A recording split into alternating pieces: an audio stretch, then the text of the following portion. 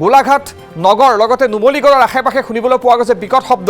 যি শব্দ শুনাৰ পাছত আতংকময় পৰিৱেশে বিৰাজ কৰিছে অঞ্চল দুটাত আৰক্ষী অনুসন্ধান আৰম্ভ কৰিছে যদিও এতিয়া কোনো স্পষ্ট তথ্য পোহৰলৈ অহা নাই আচলতে ক'ৰ পৰা হ'ল এই শব্দ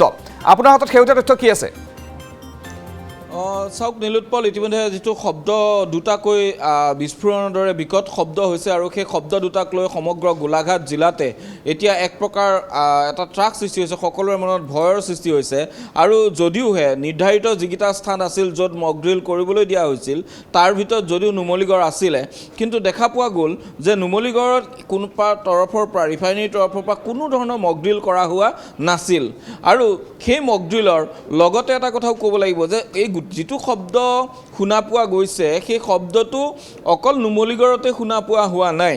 আৰু সেই শব্দ ইতিমধ্যে শুনা পোৱা গৈছে সৰুপথাৰ বৰপথাৰ গোলাঘাট টাউন তাৰ সমান্তৰালকৈ বৰহুলা এই সমগ্ৰ অঞ্চলৰ পৰাই সেই শব্দটো শুনা পোৱা গৈছে গতিকে ইয়াৰ বাবে এটা কথা এক প্ৰকাৰ স্পষ্ট হৈ পৰিছে যে এই যিটো শব্দৰ যিটো আচলতে সোৰ্স বুলি যাক আমি কম সেই সোৰ্সটো কোনো এটা নিৰ্দিষ্ট স্থানত হোৱা সোৰ্স নহয় এটো গোলাঘাটৰ আকাশ মাৰ্গত হোৱা এটা ঘটনা বুলি ইতিমধ্যে সন্দেহ কৰা হৈছে আৰু তাৰ সমান্তৰালকৈ এটা কথা ক'ব লাগিব যে এই মুহূৰ্তলৈকে কেইটামান মুহূৰ্ত পূৰ্বে আমি আৰক্ষীৰ লগত যোগাযোগ কৰিছিলোঁ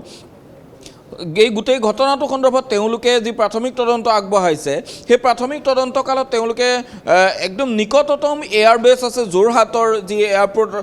যোৰহাটত যিটো এয়াৰ ইণ্ডিয়াৰ যিটো বেছ আছে তাত লগত তেওঁলোকে যোগাযোগ কৰিছে তেওঁলোকে কিবা মক ড্ৰিল কৰিব পাৰে আৰু সেই মক ড্ৰিলৰ শব্দ হ'ব পাৰে কিন্তু ইতিমধ্যে তাৰ পৰা তেওঁলোকে নিশ্চিত কৰিছে যে কোনো ধৰণৰ তেনেদৰে যোৰহাটৰ যি এয়াৰ ফিল্ড আছে এয়াৰ ফিল্ডৰ পৰা কোনো ধৰণৰ মক ড্ৰিল হোৱা নাই আৰু ইয়াৰ সমান্তৰালকৈ বৰ্তমান যোগাযোগ চলি আছে ভাৰতীয় সেনাৰ লগতো ভাৰতীয় সেনাই মক ড্ৰিল কৰিব পাৰে যেহেতু উত্তৰ পূৰ্বাঞ্চল কিছু পৰিমাণে কোৱা হৈছে যে উত্তৰ পূৰ্বাঞ্চলকো ইতিমধ্যে এলাৰ্ট জাৰি কৰা হৈছে সজাগ হ'বলৈ কোৱা হৈছে ৰাইজক সজাগ হ'বলৈ কোৱা হৈছে মক ড্ৰিল কৰিবলৈ কোৱা হৈছে গতিকে ক'ৰবাত নহয় ক'ৰবাত এয়াৰফ'ৰ্ছে হওক বা ভাৰতীয় সেনাই হওক স্থলসেনাই হওক তেওঁলোকে ক'ৰবাত নহয় ক'ৰবাত এনেধৰণৰ মক ড্ৰিল কৰিব পাৰে বুলি সন্দেহ কৰা হৈছে কিন্তু এই মুহূৰ্তলৈকে তাৰ সমান্তৰালকৈ আৰক্ষীয়ে অনুসন্ধান ৰাখিছে প্ৰতিখন থানাক ইতিমধ্যে নিৰ্দেশ জাৰি কৰা হৈছে যে তেওঁলোকৰ যিসমূহ থানাসমূহৰ যিসমূহ গাঁও প্ৰতিখন গাঁৱৰ গাঁও প্ৰধানৰ লগত যোগাযোগ কৰি কোনোবা গাঁৱত কিবা বিস্ফোৰকৰ টুকুৰা বা অন্য কিবা সামগ্ৰী পোৱা যাব নেকি এই কথাটো পৰীক্ষা কৰিবলৈ দিয়া হৈছে ইতিমধ্যে আৰক্ষী অধীক্ষকৰ কাৰ্যালয়ৰ পৰা আমি জানিব পাৰিছোঁ যে প্ৰতিখন থানাক এই নিৰ্দেশ দিয়া হৈছে প্ৰতিগৰাকী অ'চিক আৰু প্ৰতিজন অ'চিয়ে সেইখন থানাৰ অধীনত থকা প্ৰতিখন গাঁৱৰ যিগৰাকী গাঁও প্ৰধান অৰ্থাৎ গাঁও সভা ৰাখে প্ৰতিখন গাঁৱৰে এখন গাঁও সভা থাকে সেই গাঁও সভাখনৰ এজন প্ৰধান থাকে সেই প্ৰধানজন আৰক্ষীৰ হৈ তেওঁ আচলতে গাঁওসমূহৰ লগত যোগসূত্ৰকাৰী হিচাপে সেৱা আগবঢ়ায় গতিকে প্ৰতিজন আৰক্ষীৰ থানা অ'চিয়ে নিজৰ থানাৰ অন্তৰ্গত প্ৰতিখন গাঁৱৰ গাঁও প্ৰধানৰ লগত যোগাযোগ কৰি সেই গাঁওসমূহত তেনে কিবা বিস্ফোৰকৰ টুকুৰা বা অন্য কিবা বস্তু পায় নেকি তাক নিশ্চিত কৰিবৰ বাবে ইতিমধ্যে তেওঁলোকে নিৰ্দেশ দিয়া বুলি আমি জানিব পাৰিছোঁ কিন্তু এই বৰ্তমান একদম চালুকীয়া সময়ত আছে এটা চালুকীয়া সময় নীলোৎপল এই মুহূৰ্তত একাষাৰে সকলো কথা ক'ব পৰা নাযায় কিন্তু এটা কথা স্পষ্ট যে এই যিটো ঘটনা হৈছে বুলি আমি ইতিমধ্যে বাতৰি সম্প্ৰচাৰ কৰিছোঁ ইয়াৰ ওপৰত আৰক্ষীৰ অনুসন্ধান অব্যাহত আছে কাৰণ আৰক্ষীৰ যিসকল লোক তেওঁলোকে এই বিকট শব্দ বিমল ভূষণ মহন্ত যেহেতু অনুসন্ধান আৰম্ভ কৰিছে আৰু অনুসন্ধান অব্যাহত আছে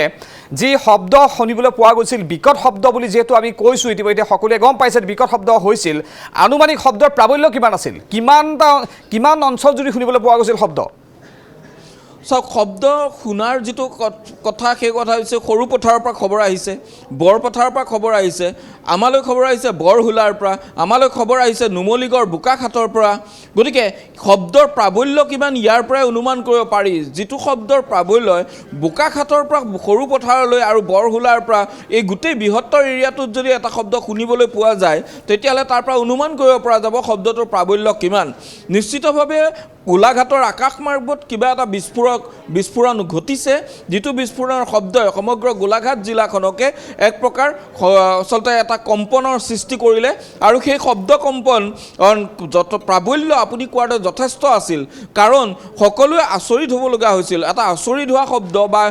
ইমানেই প্ৰাবল্য আছিল যে সকলোৱে এক প্ৰকাৰ ভীতিগ্ৰস্ত হৈ পৰিছে আৰু সেই ভীতিগ্ৰস্ত হোৱা শব্দ এটাকৈ নহয় দুবাৰকৈ শুনা গৈছিল আৰু সেই দুবাৰকৈ শুনা শব্দত ভীতিগ্ৰস্ত হ'বলৈ তেতিয়াহ'লে কিমান প্ৰাবল্য হ'ব লাগিব আপুনিও নিশ্চয় অনুমান কৰিব পাৰিব বা আমাৰ দৰ্শকসকলে অনুমান কৰি ল'ব পাৰিব কিন্তু এই শব্দৰ উৎস কি সেয়াও এতিয়া কোনো স্পষ্ট উত্তৰ কাৰো ওচৰত নাই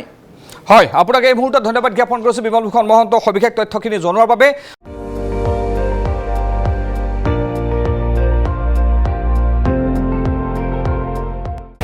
আপুনি চাই আছে ND24